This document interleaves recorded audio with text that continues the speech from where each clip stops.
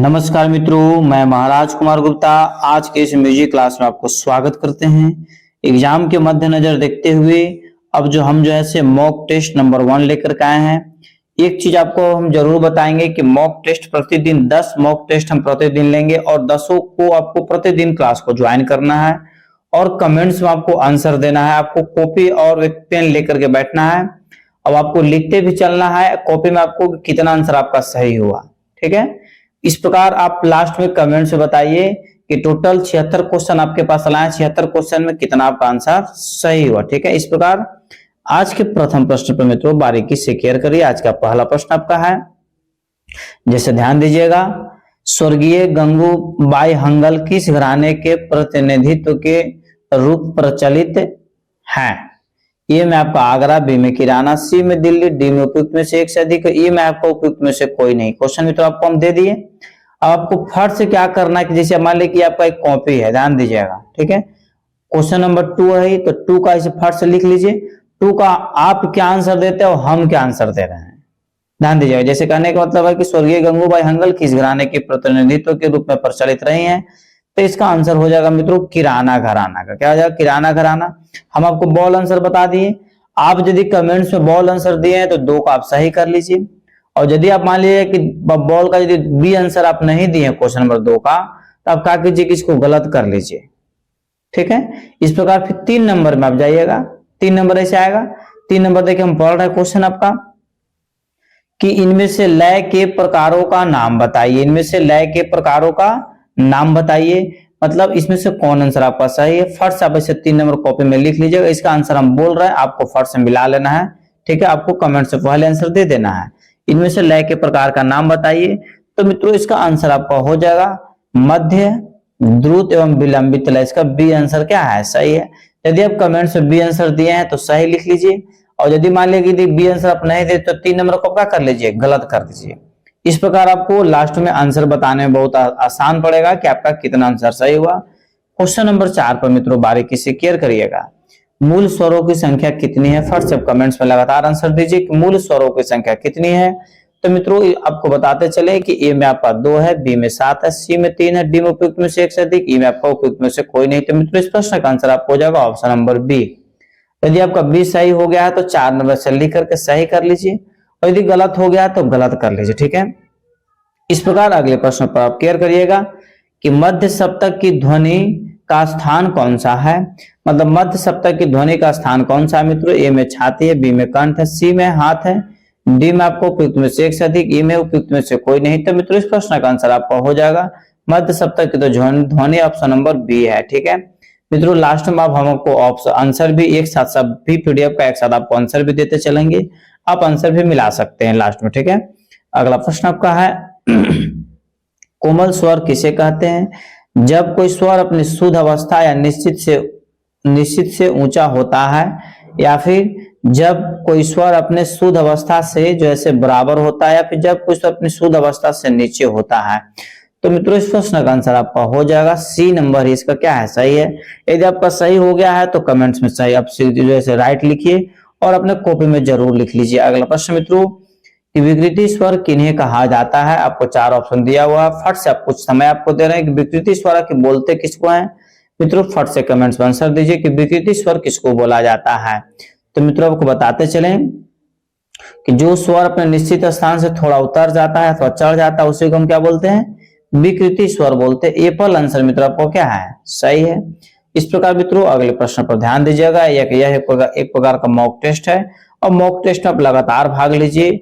10 mock test में तो हम लेंगे और 10 में भाग लीजिए तो निश्चित आपका रिजल्ट हो जाएगा। मित्रों प्रश्न है कि प्राचीन काल में राग के कितने लक्षण माने गए हैं? प्राचीन काल में राग के कितने लक्षण माने गए हैं? ए में आपका 4 है, बी में 6 है, सी में 10 है, डी में उपयुक्त में से एक से अधिक, ई में आपको उपयुक्त में से कोई नहीं। तो मित्रों इस प्रश्न का आंसर आपका हो जाएगा कि प्राचीन काल में राग के कितने लक्षण माने गए हैं।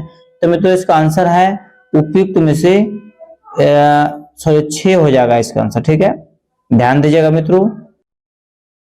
प्रश्न मित्रों केयर करिएगा कि प्राचीन काल में राग के कितने लक्षण माने गए? ए में आपका 4 है, बी में 6 है, सी में 10 है, डी में आपका मित्रों ऑप्शन है उपयुक्त में से एक से अधिक, ई में उपयुक्त में से कोई नहीं।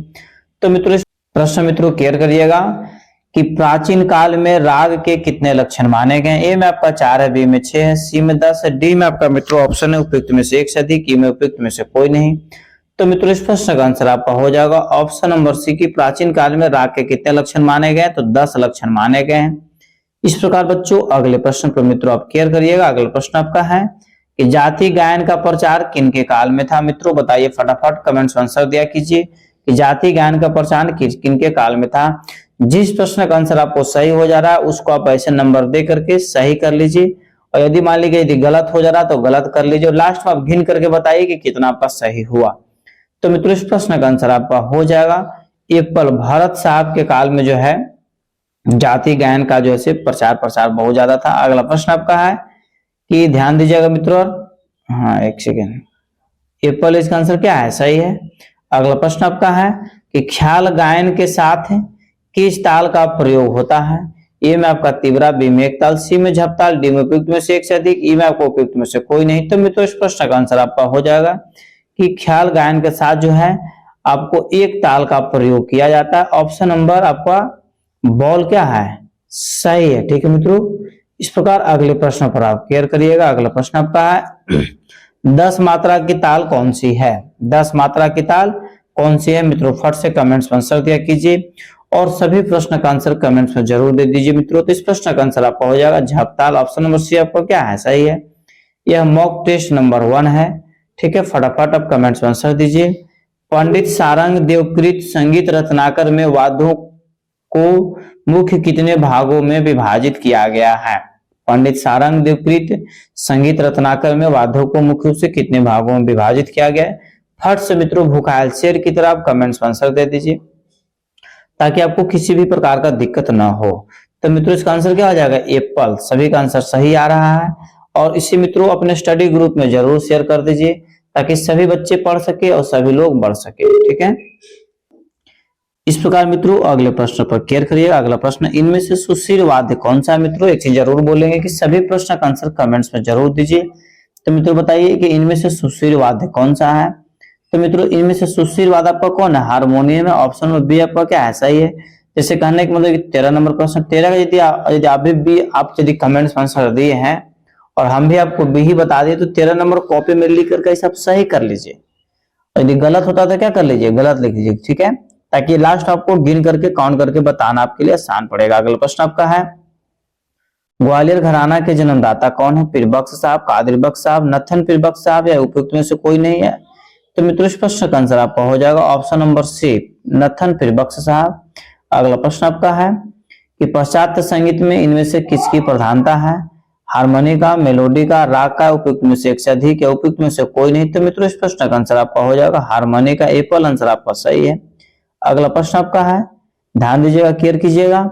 वैदिक काल में स्वर के लिए संज्ञा थी यम, नियम, व्यम, या उपयुक्त में से एक से अधिक, या उपयुक्त में से कोई नहीं। तो मित्रों इस प्रश्न का आंसर आपका हो जाएगा यम। यम है हम। अगला प्रश्न आपका है गमक किसको कहते हैं। बताइए गमक की कुल संख्या कितना है, 15 है। तो बताइए कि गमक किसे कहते हैं। तो मित्रों इस प्रश्न का आंसर आपको कमेंट्स में देना अति आवश्यक है कि स्वरों का ऐसा कंपन जो सुनने वालों को चित्त को सुखदाई दे उसे क्या बोलते हैं, गमक कहते हैं। ऑप्शन नंबर सी आपका सही है। अगला प्रश्न मित्रों आपका गमक के कितने भेद हैं। आपको आई कि गमक के कितने होते हैं, गमक के कितने भेद है। तो मित्रों इस गमक के कुल कितने भेद हैं, 15 है। मतलब ऑप्शन नंबर बी आपका सही है। अगला प्रश्न मित्रों आपका कि 3 ताल में कितने विभाग होते हैं। 6, 4, 5, या उपयुक्त में से एक से अधिक, या उपयुक्त में से कोई नहीं। बताइए मित्रों इस प्रश्न का आंसर क्या होगा, 3 ताल में कितने विभाग होते हैं। तो मित्रों इस प्रश्न का आंसर आपको हो जाएगा 3 ताल में कुल 4 विभाग होते हैं। ऑप्शन नंबर बी आपका सही है। मित्रों इस प्रकार क्वेश्चन नंबर 20 पर हम लोग चलेंगे कि नाट्य शास्त्र में वृंदवादन के लिए संज्ञा है। नाट्य शास्त्र में वृंदवादन के लिए संज्ञा है भूपत, गावत, तुपत, या उपयुक्त में से एक से अधिक, या उपयुक्त में से कोई नहीं। तो मित्रों इसका आंसर हो जाएगा उपयुक्त में से कोई नहीं, ई हो जाएगा, ठीक है। परंतु आपको हम बताते चलते हैं कि मित्रों नाट्य शास्त्र में वृंदवादन की जो संज्ञा है उसको कुतप बोलते हैं, कुतप, ठीक है। इस प्रकार इसका आंसर क्या हो जाएगा, ई नंबर। अगला प्रश्न आपका है स्वर्गीय गंगूबाई हंगल किस घराने के प्रतिनिधित्व के रूप में प्रचलित थी। तो मित्रों इस प्रश्न का आंसर आपको रिपीट हो चुका है, फट से कमेंट्स आंसर दीजिए। इसका आंसर हो जाएगा ऑप्शन नंबर बी, किराना घराना, ठीक है। अगला प्रश्न आपका है मित्रों कि उत्तर भारतीय पद्धति में कोमल रे के नाम से पुकारे जाने वाले स्वर कि दक्षिण भारतीय पद्धति में किस नाम से पुकारा जाता है। मित्रों फट से कमेंट्स में आंसर दीजिए। अति महत्वपूर्ण प्रश्न आपका है, तो इसका आंसर हो जाएगा ऑप्शन नंबर सी, सुधरे। ठीक है, फटाफट मित्रों कमेंट्स में आंसर दिया कीजिए। राग यमन का वादी स्वर क्या है, बताइए। राग यमन का वादी स्वर क्या है? तो मित्रों आपको बताते चले कि सा रे प उपयुक्त में से एक से अधिक, उपयुक्त में से कोई नहीं। इस प्रश्न का आंसर आपका हो जाएगा ये उपयुक्त में से कोई नहीं। ठीक है, इस प्रकार मित्रों अगले प्रश्न पर आप केयर करिएगा। सा नी ध प ग किस राग का द्योतक है? यमन, शुद्ध कल्याण, देश का, या उपयुक्त में से एक से अधिक, या उपयुक्त में से कोई नहीं। तो मित्रों इस प्रश्न का आंसर आपका हो जाएगा ऑप्शन नंबर बी, शुद्ध कल्याण।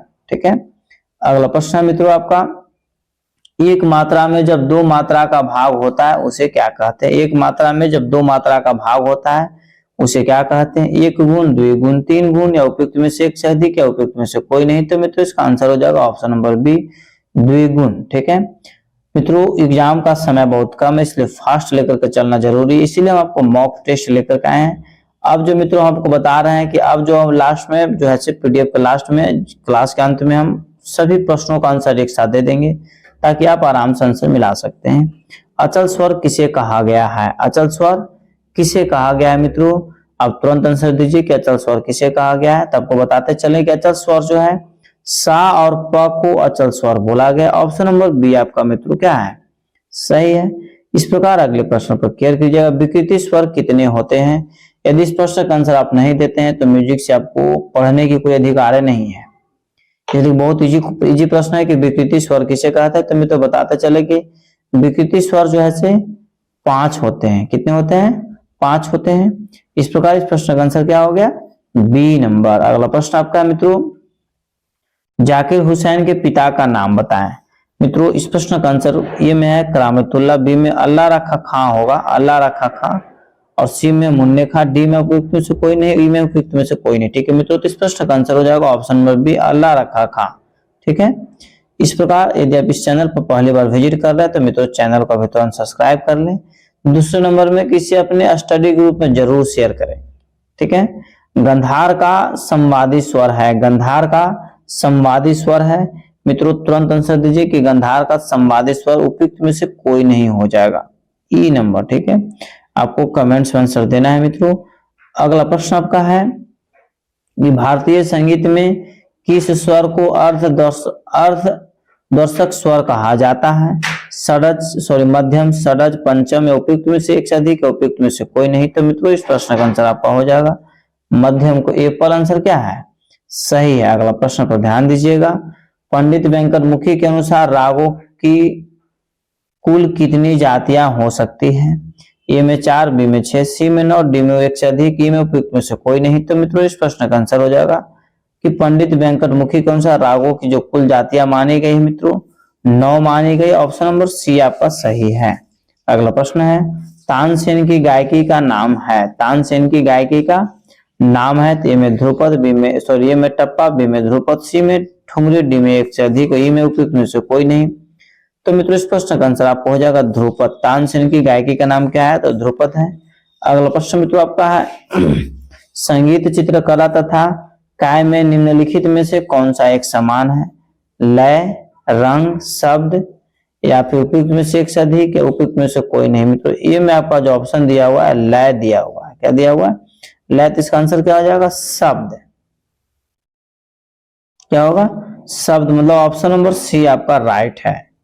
ठीक है, ऑप्शन नंबर सी आपका क्या है? राइट है। ठीक है मित्रों, इस प्रकार ऑप्शन नंबर सी क्या हो गया? सही हो गया। अगला प्रश्न आपका है कि लक्षण गीत का क्या उद्देश्य है? लक्षण गीत का क्या उद्देश्य है? राग का परिचय कराना, लोकगीत सिखाना, अस्थाई की स्वरलिपि बताना, उपयुक्त में से एक से अधिक, उपयुक्त में से कोई नहीं। तो मित्रों इस प्रश्न का आपका आंसर हो जाएगा ए पर, राग का परिचय कराना। कोशिश कीजिए कि सभी प्रश्न का आंसर कमेंट्स में लगातार दें और इसे अपना स्टडी ग्रुप में मित्रों जरूर शेयर कर दें। निम्न में से कौन सा एक आलाप का प्रकार नहीं है? ए में मेलापक, बी में रूपमालक, सी में अल्पतगान, और डी में उपयुक्त में से एक से अधिक, ई में उपयुक्त में से कोई नहीं। तो मित्रों इसका आंसर हो जाएगा ए मेलापक। ठीक है, अगला प्रश्न आपका है नाट्यशास्त्र निम्न में से किसकी रचना है? यदि इस प्रश्न का आंसर आप नहीं कमेंट्स में दिए तो बहुत दुख की बात है कि नाट्य शास्त्र किनकी रचना है। तो मित्रों बताते चले कि नाट्य शास्त्र जो रचना है मित्रों भरत साहब का, भरत मुनि का। एप्पल आंसर आपका क्या है? सही है। अगला प्रश्न आपका है कि हाथी दौड़ के छोटे छोटे टुकड़े तानपुरे की सभी तारों, यहां पर होगा, सभी तारों में घुड़ंच और कील के मध्य पिरोई जाते हैं, उसे क्या कहते हैं? गुल, मनका, अदक या उपयुक्त में से एक से अधिक या उपयुक्त में से कोई नहीं। तो मित्रों इस प्रश्न का आंसर आपका हो जाएगा ऑप्शन नंबर डी, उपयुक्त में से कोई नहीं। ठीक है। अगला प्रश्न मित्रों आपका बारीकी से केयर करिएगा। सॉरी मित्रों, इसका ऑप्शन नंबर डी है। ठीक है, और डी आपको हम लिखे हुए ई में टिक लग गया था। ऑप्शन नंबर डी क्या है? सही है। इस प्रकार मित्रों अगले प्रश्न पर आप केयर करिएगा। विपंची किस बात से जुड़ा हुआ है? वीणा, सरोद, सितार या उपयुक्त में से एक से अधिक, उपयुक्त में से कोई नहीं। तो मित्रों इस प्रश्न का आंसर आपका हो जाएगा विपंची एक प्रकार का मित्रों वीणा है। क्या है? वीणा, मतलब एप्पल आंसर आपका सही है। अगले प्रश्न पर केयर करिएगा। रविंद्र संगीत देश के किस भाग से संबंधित है? उत्तर, दक्षिण, पश्चिम, उपयुक्त में से एक से अधिक, उपयुक्त में से कोई नहीं। तो मित्रों इसका आंसर हो जाएगा पश्चिमी भाग से। ऑप्शन नंबर सी आपका क्या है? सही है। ठीक है। अगले प्रश्न पर केयर करिएगा। हिंदुस्तान के जाने माने सितार वादक का नाम क्या है? तो मैहर अलाउद्दीन खां, स्वर्गीय निखिल बनर्जी, पंडित रविशंकर, अर्थात उपयुक्त में से एक से अधिक। क्या आंसर है? सही है, डी नंबर। ठीक है मित्रों, इस प्रकार अगले प्रश्न पर आप केयर करिएगा। अगला प्रश्न मित्रों आपका कि किस स्वर की दो श्रुतियां होती है? किस स्वर की दो श्रुतियां होती है? मित्रों फट सब कमेंट्स में आंसर दीजिए। तो मित्रों इस प्रश्न का आंसर हो जाएगा, केयर कीजिएगा कि जो ग जो होता है स्वर, ठीक है, इसकी जो से दो श्रुतियां होती है। इस प्रकार अगले प्रश्न पर मित्रों केयर करिए। अगला प्रश्न आपका है दाहिने तबले पर लकड़ी के 8 गोले टुकड़े होते हैं, उन्हें क्या कहते हैं? मित्रों 8 गोले टुकड़े को आपको गट्टा कहते हैं। स्याही या बुद्ध या उपयुक्त में से एक से अधिक या उपयुक्त में से कोई नहीं। तो मित्रों इस प्रश्न का आंसर आपका हो जाएगा, उसको गट्टा बोला जाता है। ठीक है, आता है भी प्रश्न में कि तबले में कितने गट्टे का प्रयोग होता है? तो 8 गट्टे का प्रयोग होता है। ठीक है। इस प्रकार अगले प्रश्न पर आप केयर करिए कि जिन रागों के नाम थाटों को दिए गए हैं उन्हें क्या कहते हैं? ए में आश्रय राग, बी में वादी, सी में संवादी, डी में उपयुक्त में से एक से अधिक, ई में आपको उपयुक्त में से कोई नहीं। तो मित्रों इस प्रश्न का आंसर हो जाएगा आश्रय राग। एप्पल आंसर आपका क्या है? सही है। इस प्रकार हम लोग 44 नंबर प्रश्न पर चलेंगे मित्रों कि कौन सा दो स्वर किसी भी राग में एक साथ वर्जित नहीं होते हैं? मित्रों व्हाट्सएप कमेंट्स में आंसर दीजिए। ए में प प, बी में म प, सी में सा प, डी में उपयुक्त में से एक से अधिक, ई में उपयुक्त में से कोई नहीं। तो मित्रों इस प्रश्न का आंसर आपका हो जाएगा कौन सा दो स्वर किसी भी राग में एक साथ वर्जित नहीं होते हैं? तो इसका आंसर आपको हो जाएगा मित्रों ऑप्शन नंबर बी, म और प। ठीक है। अगले प्रश्न पर केयर करिएगा। बड़े गुलाम अली किस घराने के प्रतिनिधित्व थे? ए में आगरा, बी में पटियाला, सी में दिल्ली, डी में एक से अधिक, ई में उपयुक्त में से कोई नहीं। तो मित्रों इस प्रश्न का आंसर आपका हो जाएगा पटियाला घराना। सभी प्रश्न का आंसर मित्रों फटाफट कमेंट्स में आंसर दीजिए और इसे अपने स्टडी ग्रुप में जरूर शेयर कर दे ताकि सभी लोग पढ़ सके और सभी लोग बढ़ सके। यह जीवन में उद्देश्य रखिए।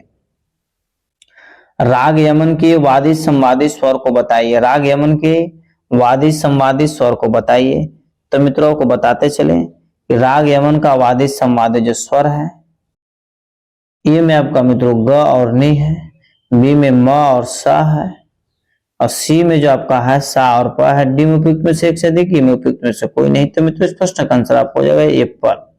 ठीक है, गा और नी जो है, ग और नी वादी संवादी स्वर है यमन राग का। ठीक है। अगला प्रश्न आपका है लय कितने प्रकार के होते हैं? 2, 5, 3 या उपयुक्त में से एक से अधिक या उपयुक्त में से कोई नहीं। तो मित्रों लय का कुल कितने प्रकार है? 3 प्रकार है। ऑप्शन नंबर सी आपका सही है। अगला प्रश्न मित्रों आपका कि कौन सा स्वर किसी राग में विवादी नहीं हो सकता है? षड्ज, तीव्र, मध्यम, शुद्ध मध्यम, उपयुक्त में से एक से अधिक, उपयुक्त में से कोई नहीं। तो कौन सा स्वर किसी राग में विवादी नहीं हो सकता है? तो मित्रों इसका आंसर आपका हो जाएगा 48 का आंसर है मित्रों आपको एप्पल, मतलब षड्ज। ठीक है। इस प्रकार हम लोग अगले प्रश्न पर क्लियर करेंगे। निम्न में कौन से जोड़े की ताले मात्राओं की दृष्टि से मेल है? ए में रूपक तीव्रा, बी में लक्ष्मी गणेश, सी में धमार दीपचंदी। तो मित्रों बताते चले इस प्रश्न का आंसर हो जाएगा ए और सी, अर्थात ऑप्शन नंबर डी आपका क्या है? सही है। मतलब गणेश तीव्रा, धमार और दीपचंदी, गणेश तीव्रा, धमार और दीपचंदी। ठीक है, इस प्रकार मित्रों अगले प्रश्न पर आप क्लियर करिए।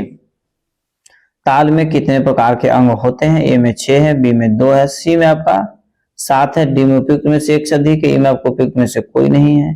तो मित्रों बताइए, फट से कमेंट्स में आंसर दीजिए कि ताल में कितने प्रकार के अंग होते हैं। तो मित्रों इस प्रश्न का आंसर आपका हो जाएगा, ताल में कुल 6 प्रकार के अंग होते हैं। एप्पल आंसर आपका क्या है? सही है। अगले प्रश्न पर क्लियर करिएगा। राग में न लगने वाले स्वर को क्या कहते हैं? ए में वादी, बी में वर्ज्य, सी में विवादी, डी में उपयुक्त में से एक से अधिक, ई में उपयुक्त में से कोई नहीं। तो मित्रों को बताते चले कि राग में न लगने वाले स्वर को वर्ज्य स्वर बोलते हैं। ऑप्शन नंबर बी आपका सही है। अगला प्रश्न मित्रों, कि कौन सा स्वर तीव्र भी होता है? प, सा, म उपयुक्त में से एक से अधिक, उपयुक्त में से कोई नहीं। तो मित्रों इस प्रश्न का आंसर हो जाएगा म जो है से तीव्र स्वर के अंतर्गत आता है। मित्रों ऑप्शन नंबर सी आपका सही है। सभी प्रश्न का आंसर आप लोग एक साथ इतने सारे बच्चे मिलकर कमेंट्स में आंसर दे रहे हैं, इसलिए सभी को धन्यवाद। और एक चीज आपसे रिक्वेस्ट भी, ऑर्डर भी, किसी अपने स्टडी ग्रुप में जरूर शेयर करें ताकि सभी बच्चे एक साथ जुड़ जाएंगे और सभी बच्चे एक साथ पढ़ना यदि शुरू कर देंगे तो सभी का रिजल्ट निश्चित हो जाएगा। प्रश्न है कि इचलंकर जी कर किसके गुरु थे? ए में भारत खंडे, बी में स्वयं गंधर्व, डी में आपको विनायक पटवर्धन राव, डी में आपका उपयुक्त में से एक से अधिक, ई में उपयुक्त में से कोई नहीं। तो मित्रों इसका आंसर आपका हो जाएगा पंडित विष्णु दिगंबर पलुस्कर साहब। पंडित विष्णु दिगंबर पलुस्कर साहब। ठीक है, इस प्रकार मित्रों इस प्रश्न का आंसर क्या हो जाएगा? Option number A. ठीक है, अगला प्रश्न पर क्लियर करिएगा मित्रों कि रूपक ताल में कितने मात्राएं हैं? रूपक ताल में कितनी मात्राएं हैं? 7, 9, 2। तो इसका आंसर हो जाएगा मित्रों रूपक ताल में कुल जो 7 मात्रा है। ऑप्शन नंबर ए पर आपका क्या है? सही है। इस प्रकार अगले प्रश्न पर क्लियर करिएगा। अगला प्रश्न आपका है कि निम्न में से कौन सा स्वर युग्म किसी भी राग का वादी संवादी नहीं हो सकता है? तो मित्रों इस प्रश्न का आंसर आपका हो जाएगा ऑप्शन नंबर ए। ठीक है, ये आंसर क्या है? सही है। अगले प्रश्न पर क्लियर करिएगा। अगला प्रश्न आपका है कि मध्य सा से तार तक स्वरों के चढ़ते हुए क्रम को क्या कहते हैं? ए में अवरोह, बी में पकड़, सी में आरोह। तो मित्रों को बताते चले कि उतरते हुए स्वर को अवरोह करते हैं और चढ़ते हुए स्वर को क्या बोलते हैं? अवरोह कहते हैं। ऑप्शन नंबर सी आपका सही है। अगले प्रश्न पर मित्रों क्लियर करिएगा। निम्न में से ध्यान दीजिएगा कि निम्न में से किस राग में वक्र स्वर लगते हैं? निम्न में से किस राग में वक्र स्वर लगते हैं? ए में तिलक कमोद, बी में भैरव, सी में भैरवी, डी में उपयुक्त में से एक से अधिक, ई में उपयुक्त में से कोई नहीं। तो मित्रों इस प्रश्न का आंसर आपका हो जाएगा एप्पल, मतलब तिलक कामोद। ठीक है, इस प्रकार अगले प्रश्न पर आप क्लियर करिएगा कि परमेल प्रवेशक राग है। ए में भैरव, बी में काव्य, सी में जय जयवंती, डी में उपयुक्त में से एक से अधिक, ई में आपको उपयुक्त में से कोई नहीं। तो मित्रों परमेल प्रवेशक राग है, तो मित्रों इसका आंसर हो जाएगा जय जयवंती, मतलब ऑप्शन नंबर सी आपको क्या है? सही है। मित्रों एक चीज जरूर बोलेंगे कि अपना स्टडी ग्रुप में जरूर शेयर कर दें और आप जैसे सभी क्वेश्चन का आंसर कमेंट्स में जरूर दें। और जो धूम कीट तक किस वाद्य का बोल है? ए में पखावज, बी में मृदंग, सी में घटम, डी में उपयुक्त में से एक से अधिक, ई में मित्रों उपयुक्त में से कोई नहीं। तो इस प्रश्न का आंसर हो जाएगा मृदंग। ऑप्शन नंबर बी आपका सही है। ठीक है, इस प्रकार मित्रों अगले प्रश्न पर आप क्लियर करिएगा। अगला प्रश्न आपका है सितार में ध्यान दीजिएगा कि सितार में अनुनाद के लिए किन तारों का प्रयोग होता है? ए में बाज कतार, बी में जोड़ी कतार, सी में चिंकारी कतार, डी में उपयुक्त में से एक से अधिक, ई में आपका उपयुक्त में से कोई नहीं। तो मित्रों बताते चले कि सितार में अनुनाद के लिए किन तारों का प्रयोग होता है? तो इस प्रश्न का आंसर हो जाएगा इनमें से कोई नहीं। ऑप्शन नंबर ई आपका सही है। ठीक है, इस प्रकार मित्रों अगले प्रश्न पर क्लियर करिएगा। अधिक तार चढ़ाव के लिए तार को किससे मिलाते? ए में डंडा, बी में मनका, सी में खूंटी, डी में उपयुक्त में से एक से अधिक, ई में आपको उपयुक्त में से कोई नहीं। तो मित्रों इस प्रश्न का आंसर आपका हो जाएगा ऑप्शन नंबर सी, खूंटी से उसको मिलाते हैं। ठीक है, अधिक तार चढ़ाव के लिए तार को किससे मिलाते हैं? तो खूंटी से मिलाते हैं। मित्रों जैसे फिर से एक बार ध्यान दीजिए, 61 नंबर प्रश्न, 61 नंबर प्रश्न का हम सी आंसर बोले। यदि आप भी सी कमेंट्स में दिए हैं, आपका सही हो गया तो आप सही कर लीजिए और गलत होते क्या कर लीजिए? गलत कर लीजिए। फिर 62 नंबर में इसी तरीके से चलेंगे। फिर 62 नंबर हम पढ़ेंगे, ऑप्शन पढ़ेंगे। यदि आप आंसर पहले कमेंट पे डाल दिया कीजिए, उसके बाद आपको हम आंसर बताएंगे तो आपको टैली 100% हो जाएगा कि मेरा सही हुआ या गलत हुआ। इस प्रकार अगला प्रश्न आपका है कि 4 ताल में कितनी तालियां होती हैं? जैसा देश वैसा भेष। ठीक है, इतना आपको जरूर हिंट से करेंगे कि इसी प्रश्न में इसका आंसर मित्रों दिया हुआ कि 4 ताल में कितनी तालियां होती है। तो मित्रों इस प्रश्न का आंसर हो जाएगा 4 ताल में कुल 4 तालियां होती है। ऑप्शन नंबर सी आपका क्या है, सही है। अगला प्रश्न आपका है मित्रों कि महिलाओं के तानपुरे का प्रथम तार किसका बना होता है, पीतल का, लोहा का, चांदी का, उपयुक्त में से एक से अधिक या उपयुक्त में से कोई नहीं। तो मित्रों को बताते चले कि महिलाओं के तानपुरे का प्रथम तार जो बना होता है आपको लोहा का बना होता है। ऑप्शन नंबर बी आपका क्या है, सही है। ठीक है, इस प्रकार मित्रों अगले प्रश्न पर केयर करिएगा। झपताल में कितनी खाली होती है, फट से कमेंट्स में आप आंसर दीजिए कि झपताल में कितनी खाली होती है। तो मित्रों ए में आपका 3 है, बी में 2 है, सी में 1 है, डी में उपयुक्त में से एक से अधिक, ई में उपयुक्त में से कोई नहीं। तो मित्रों इस प्रश्न का आंसर आपका हो जाएगा कि झपताल में 1 खाली होती है। ऑप्शन नंबर सी आपका क्या है, सही है। इस प्रकार अगले प्रश्न पर आप केयर करिए मित्रों। अगला प्रश्न आपका है कि दक्षिणी संगीत में शुद्ध स्वर सप्तक को क्या कहा गया है, ए में शुद्धा, बी में कनलांगी, सी में अभोगी, डी में उपयुक्त में से एक से अधिक, ई में उपयुक्त में से कोई नहीं। तो मित्रों इस प्रश्न का आंसर आपका हो जाएगा ऑप्शन नंबर बी, कनलांगी बोला गया है। ठीक है, इस प्रकार अगले प्रश्न पर केयर करिएगा। पंडित विनायक राव पटवर्धन किसके शिष्य थे, पंडित विनायक राव पटवर्धन किसके शिष्य थे। तो मित्रों ए में विष्णु दिगंबर, बी में है पंडित नारायण राव, सी में भारत खंडे साहब, डी में उपयुक्त में से एक से अधिक, ई में आपको उपयुक्त में से कोई नहीं।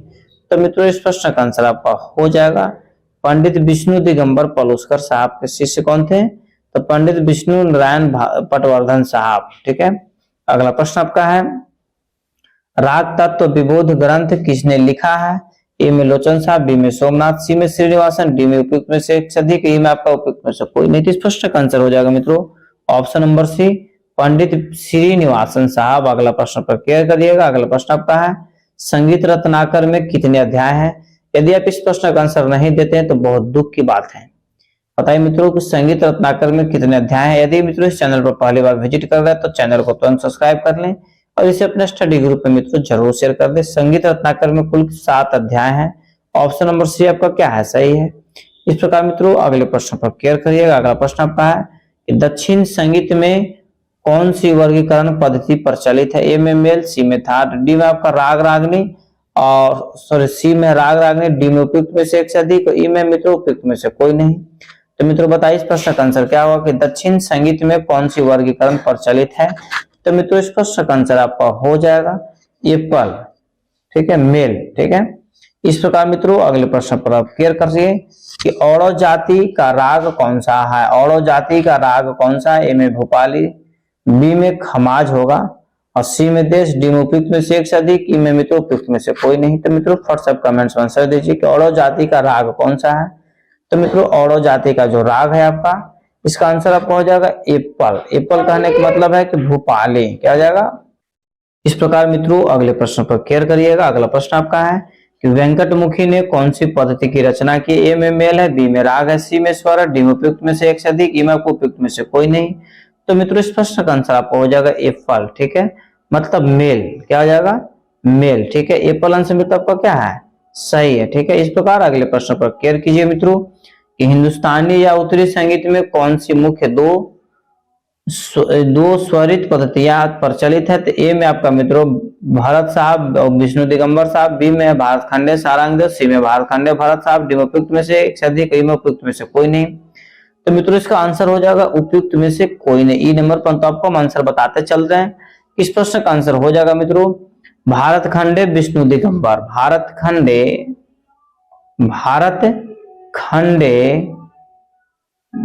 विष्णु दिगंबर, विष्णु दिगंबर। ठीक है, इस प्रकार मित्रों अगले प्रश्न पर आप केयर करिएगा। अगला प्रश्न मित्रों आपका,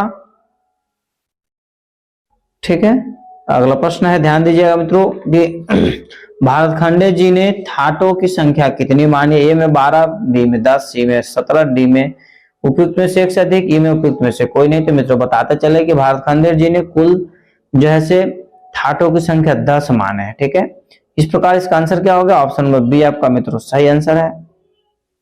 अगला प्रश्न मित्रों आपका, ध्यान दीजिएगा कि आश्रय राग कितने माने गए हैं, 14, 17, 10, उपयुक्त में से एक से अधिक, उपयुक्त में से कोई नहीं। तो मित्रों इस प्रश्न का आंसर होगा आश्रय रागों की कुल संख्या 10 मानी गई। ऑप्शन नंबर सी इसका भी आंसर क्या है, सही है। इस प्रकार मित्रों ध्यान दीजिएगा। इस प्रकार मित्रों सभी 74 प्रश्नों का आंसर आपको यहाँ पर जैसे प्रोवाइड करा दिया गया है, ठीक है। इस क्लास को पूर्ण रूप से सजाने और व्यवस्थित करने में शिवानी मैम का जैसे बहुत बड़ा योगदान रहता है। और शिवानी मैम जैसे प्रतिदिन आर्ट ऑफ टीचिंग बाल विकास का जो है प्रश्न जो है आपके पास प्रतिदिन लेकर के आ रहे हैं। सुबह 7 बजे रात्रि 7 बजे क्लास लेती हैं, अतः रात्रि में 7 बजे आप क्लास को जरूर ज्वाइन करें। आप देख सकते हैं कि आप लोग के लिए शिवानी मैम कितना मेहनत कर रही हैं। इस प्रकार मित्रों आज का क्लास यहीं पर समाप्त किया जा रहा है। यदि आप इस चैनल पर पहली बार विजिट कर रहे हैं मित्रों तो इस चैनल को मित्रों अभी तुरंत आप सब्सक्राइब कर लें। मित्रों लाइक करना ना भूलें और इसे अपना स्टडी ग्रुप में जरूर शेयर कर दें। और मित्रों इतने सारे बच्चे एक साथ मिलकर कमेंट्स में आंसर देते हैं, इसके लिए सभी को धन्यवाद। अब आप लोग बताइए कि आपको टोटल 74 प्रश्न में आपका कितना सही आंसर हुआ। फटाफट कमेंट्स में आंसर दीजिए कि कितना आपका आंसर सही हुआ। यदि आप सही आंसर देना सीख जाते हैं तो निश्चित आपका रिजल्ट हो जाएगा मित्रों। और इसी तरीके से सभी फटाफट अपना एक काम और कर सकते हैं कि नाम और नाम के बगल में आप अपना लिख दीजिए कि 74 बटा मान लीजिए कि 60 आया, 74 बटा 55 आया, 74 बटा 74 आया, जितना भी आया आपका उतना आंसर आप लिख दीजिए, हम समझ जाएंगे, ठीक है। मित्रों आपको कोर्स खरीदने की अति आवश्यकता है, तब इस नंबर पर आप हमसे कांटेक्ट कर करके व्हाट्सएप नंबर से आप हमसे कांटेक्ट कीजिए। आपको तत्काल मित्रों ई बुक और पीडीएफ प्रोवाइड करवा दिया जाएगा। तब तक के लिए स्वस्थ रहिए, मस्त रहिए और एक बार प्रेम से बोलिए भारत माता की जय।